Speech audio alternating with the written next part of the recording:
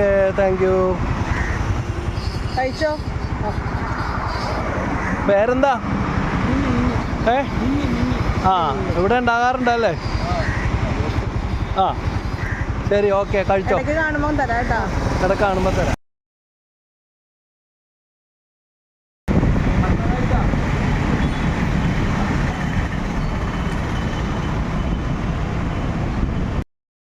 ഞങ്ങളിപ്പോൾ വീണ്ടും അടുത്ത അപ്പച്ചനെ കണ്ടെത്തി. പാലാരോട്ടത്ത് തന്നെയാണ്, പാലത്തിൻ്റെ അടിയിൽ കിടക്കുന്ന ആളാണ്. ആ അപ്പച്ചന് ഭക്ഷണം കൊടുക്കാനായിട്ട് പോവുകയാണ്. ഞങ്ങളിത് കൊടുക്കാമെന്ന് പറഞ്ഞപ്പോൾ ആ പുള്ളി ഇപ്പുറത്തോട്ട് വന്നോളാമെന്നും പറഞ്ഞിട്ട് കൈ കാണിച്ചു.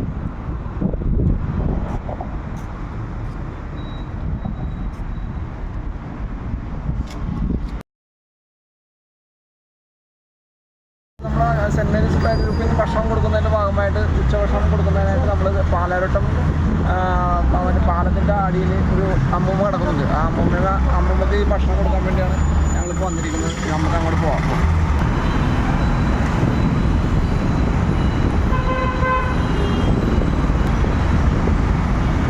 ഇവിടെ ഒരമ്മച്ചിയാണ് ഇവിടെ പാലത്തിൻ്റെ അടിയിൽ കിടക്കുന്നത്. ആ അമ്മച്ചിക്കാണ് ഭക്ഷണം കൊടുക്കാൻ വേണ്ടി പോണത്. ഇതിനേക്കാൾ വലിയ പുണ്യമേ. കുറേ ദിവസമായിട്ട് ഇവിടെ ഉണ്ടല്ലേ? ശരി.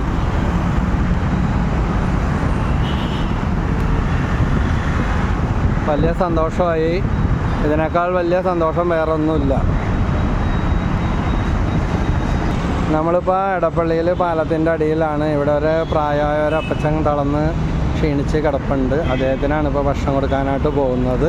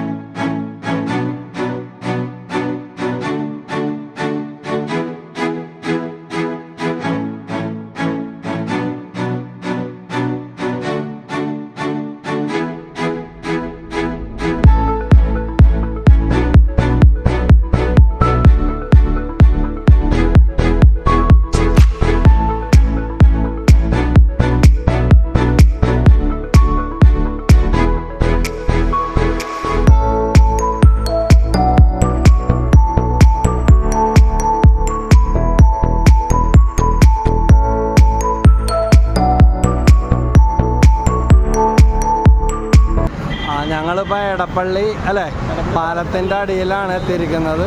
ഇവിടെ ഇപ്പോൾ ഇവിടെ കിടക്കുന്നവർക്കാണ് നമ്മൾ കൊടുക്കാനായിട്ട് ഭക്ഷണപ്പൊതികൾ കൊടുക്കാനായിട്ട് പോകുന്നത്. ഉണ്ണാൻ കൊടുത്തില്ലെങ്കിൽ ഊട്ട് വരെ കൊടുക്കാൻ കാണിച്ചു കൊടുക്കണമെന്ന് പറയും. അപ്പം നമ്മളാൽ പറ്റുന്ന രീതിയിൽ നമുക്ക് എല്ലാവരെയും നന്നാക്കാനോ എല്ലാ പ്രശ്നവും പരിഹരിക്കാൻ പറ്റില്ല. പക്ഷേ ഒരുപതി ചോറ കൊടുക്കുന്നത് വിശന്ന് പൊരിഞ്ഞ് കിടക്കുന്നവരാണ്. ഇത് കണ്ടില്ല അവരുടെ അവസ്ഥകൾ ഇതാ.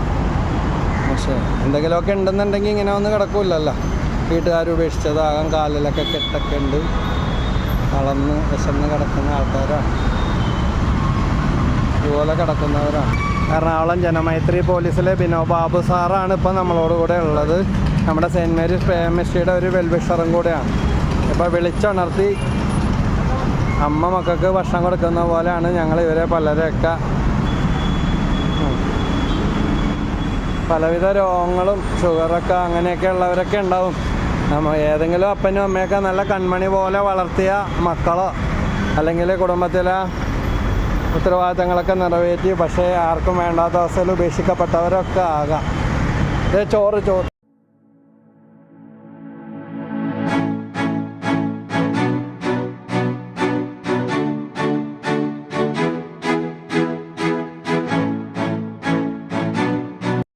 നമസ്കാരം, ഞാൻ ഷൈജു ആദപ്പള്ളി, എറണാകുളം സെൻറ്റ് മേരീസ് പ്രേമശ്രീ ബിഷപ്പിൻ്റെ വിളി ശുശ്രൂഷയുമായിട്ടാണ് ഇന്ന് എറണാകുളത്തേക്ക് വന്നിരിക്കുന്നത്.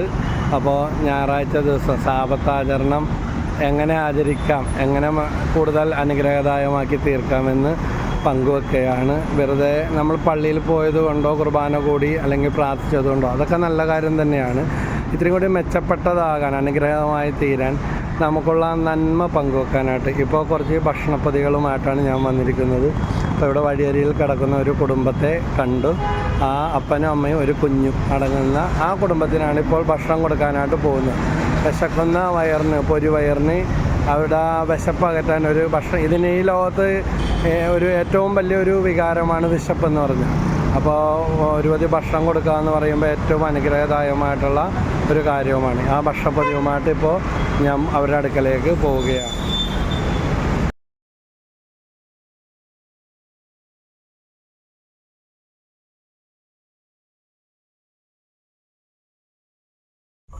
ഇപ്പോൾ നമ്മൾ ഭക്ഷണ വിതരണത്തിനുള്ള എറണാകുളം നോർത്ത് പോലീസ് സ്റ്റേഷനിലാണ് എത്തിയിരിക്കുന്നത്. ഇവിടെ നിന്ന് നമ്മുടെ ഭക്ഷണത്തിൻ്റെ വിതരണത്തിൻ്റെ ആരംഭിക്കുന്നത്. ജനമൈത്രി പോലീസ് ബിനോബാബു സാറാണ് നമ്മുടെ കൂടെ ഇന്ന് ഭക്ഷണം വിതരണത്തിനായിട്ട് വരുന്നത്.